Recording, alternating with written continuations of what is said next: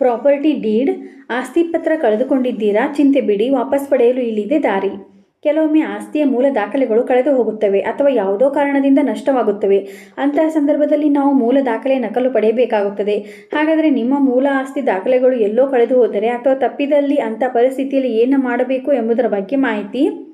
ನಮ್ಮಲ್ಲಿರುವ ಮೂಲ ಆಸ್ತಿ ದಾಖಲೆಗಳು ಎಲ್ಲೋ ಕಳೆದು ಹೋಗಿದ್ದರೆ ಅಥವಾ ಮರೆತು ಹೋಗಿದ್ದರೆ ಬೇರೆಯವರು ಇದನ್ನು ದುರುಪಯೋಗಪಡಿಸಿಕೊಂಡು ನಿಮ್ಮ ಆಸ್ತಿಯನ್ನು ಸ್ವಾಧೀನಪಡಿಸಿಕೊಳ್ಳಲು ಪ್ರಯತ್ನಿಸಬಹುದು. ಅಂತಹ ಪರಿಸ್ಥಿತಿಯಲ್ಲಿ ಏನು ಮಾಡಬೇಕು? ಆಸ್ತಿ ಪತ್ರಗಳನ್ನು ರಕ್ಷಿಸಿ ಅವುಗಳನ್ನು ಎಚ್ಚರಿಕೆಯಿಂದ ಇಟ್ಟುಕೊಳ್ಳುವುದು ಬಹಳ ಮುಖ್ಯವಾಗಿದೆ. ಆದರೆ ಆಸ್ತಿ ದಾಖಲೆಗಳು ಅಕಸ್ಮಾತ್ ಎಲ್ಲೋ ಕಳೆದು ಹೋದರೆ ಮತ್ತು ಸಿಗದೆ ಹೋದರೆ ನಮ್ಮಲ್ಲಿ ಅನೇಕರು ಭಯಭೀತರಾಗುತ್ತಾರೆ. ಏನು ಮಾಡಬೇಕೆಂದು ತೋಚದೆ ಪರದಾಡುತ್ತೇವೆ.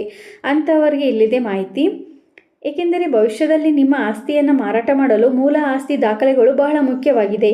ಆಸ್ತಿ ದಾಖಲೆಗಳು ಮಾತ್ರ ನೀವು ಆಸ್ತಿ ನಿಜವಾದ ಮಾಲೀಕ ಎಂದು ತೋರಿಸುತ್ತವೆ ಮತ್ತು ನೀವು ಅದಕ್ಕೆ ಕಾನೂನುಬದ್ಧ ಹಕ್ಕನ್ನು ಹೊಂದಿದ್ದೀರಿ ಎನ್ನುತ್ತದೆ. ಅದರಂತೆ ಮೂಲ ಆಸ್ತಿ ದಾಖಲೆಗಳ ನಷ್ಟ ಅಥವಾ ಲೋಪ ಎಂದರೆ ಆ ವ್ಯಕ್ತಿಗೆ ಆಸ್ತಿಯನ್ನು ಪಡೆಯಲು ಯಾವುದೇ ಆಶ್ರಯವಿಲ್ಲ. ಖಂಡಿತವಾಗಿಯೂ ಆಸ್ತಿಯನ್ನು ನಿಮ್ಮ ಹೆಸರಿನಲ್ಲಿ ಅಥವಾ ನಿಮ್ಮ ಮನೆಯ ಯಾರೊಬ್ಬರ ಹೆಸರಿನಲ್ಲಿ ಸಬ್ ರಿಜಿಸ್ಟ್ರಾರ್ ಕಚೇರಿಯಲ್ಲಿ ನೋಂದಾಯಿಸಲಾಗುತ್ತದೆ. ಆದರೆ ಇದ್ದಕ್ಕಿದ್ದಂತೆ ಅಗತ್ಯವಿದ್ದಲ್ಲಿ ಮಾಹಿತಿಯು ಸುಲಭವಾಗಿ ಲಭ್ಯವಾಗುವುದಿಲ್ಲ. ಅದಕ್ಕಾಗಿಯೇ ಡಾಕ್ಯುಮೆಂಟ್ ಕಳೆದುಕೊಂಡರೆ ನಕಲಿ ದಾಖಲೆಗಳನ್ನು ರಚಿಸುವ ಪ್ರಕ್ರಿಯೆಯನ್ನು ಪ್ರಾರಂಭಿಸುವುದು ಉತ್ತಮ. ಕಾಗದದ ನಷ್ಟದ ಹೊರತಾಗಿ ಕದ್ದ ಅಥವಾ ಸುಟ್ಟು ಹೋದರೆ ನಕಲಿ ಪೇಪರ್ಗಳನ್ನು ಸಹ ಪಡೆಯಬಹುದು ಎಂಬುದನ್ನು ಗಮನಿಸುವುದು ಮುಖ್ಯವಾಗಿದೆ. ಅಂತಹ ಪರಿಸ್ಥಿತಿಯಲ್ಲಿ ನೀವು ಏನು ಮಾಡಬೇಕು? FIR ದಾಖಲಿಸಿ. ಮೊದಲನೆಯದಾಗಿ ನಿಮ್ಮ ಮೂಲ ಆಸ್ತಿ ದಾಖಲೆಗಳು ಕಳೆದು ಹೋದರೆ ಅಥವಾ ಯಾರಾದರೂ ಕದ್ದಿದ್ದರೆ ಅಥವಾ ಸುಟ್ಟು ಹಾಕಿದರೆ ನೀವು ಸ್ಥಳೀಯ ಪೊಲೀಸ್ ಠಾಣೆಯಲ್ಲಿ FIR ದಾಖಲಿಸಬೇಕು. ಸ್ಥಳೀಯ ಪೊಲೀಸರು FIR ದಾಖಲಿಸಲು ನಿರಾಕರಿಸಿದರೆ ಆನ್ಲೈನ್ನಲ್ಲಿ FIR ದಾಖಲಿಸಿ. ನಂತರ ಪೊಲೀಸರು ದಾಖಲೆಗಳನ್ನು ಹುಡುಕಲು ಪ್ರಯತ್ನಿಸುತ್ತಾರೆ.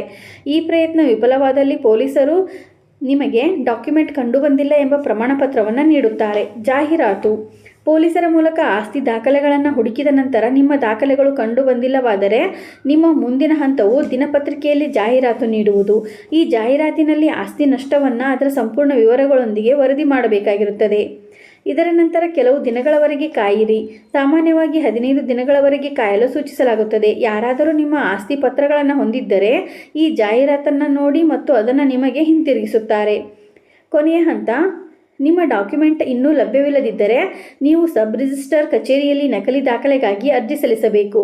ಆಸ್ತಿಯನ್ನು ಮೂಲತಃ ನೋಂದಾಯಿಸಿದ ಅದೇ ಸಬ್ ರಿಜಿಸ್ಟ್ರಾರ್ ಕಚೇರಿಯಲ್ಲಿ ಈ ಅರ್ಜಿಯನ್ನು ಸಲ್ಲಿಸಲಾಗುತ್ತದೆ. ಈ ಅರ್ಜಿಯೊಂದಿಗೆ FIRನ ಪ್ರತಿ ಮತ್ತು ಪತ್ತೆ ಹಚ್ಚಲಾಗದ ಪ್ರಮಾಣಪತ್ರ ಮತ್ತು ಪತ್ರಿಕೆಯಲ್ಲಿ ನೀಡಿದ ಜಾಹೀರಾತಿನ ಪ್ರತಿಯನ್ನು ಲಗತ್ತಿಸಬೇಕು. ಇಲ್ಲಿ ನಿಮ್ಮಿಂದ ಸಣ್ಣ ಶುಲ್ಕಕ್ಕೆ ಅರ್ಜಿಯನ್ನು ಸ್ವೀಕರಿಸಲಾಗುತ್ತದೆ. ಮುಂದೆ 15 ರಿಂದ 20 ದಿನಗಳ ನಂತರ ನಿಮಗೆ ನಕಲಿ ಆಸ್ತಿ ದಾಖಲೆಗಳನ್ನು ಒದಗಿಸಲಾಗುತ್ತದೆ. ಇದೇ ರೀತಿ ಮಾಹಿತಿಗಾಗಿ ನಮ್ಮ ಚಾನಲನ್ನು ಸಬ್ಸ್ಕ್ರೈಬ್ ಆಗಿ ಮತ್ತು ಶೇರ್ ಮಾಡಿ. ಧನ್ಯವಾದಗಳು.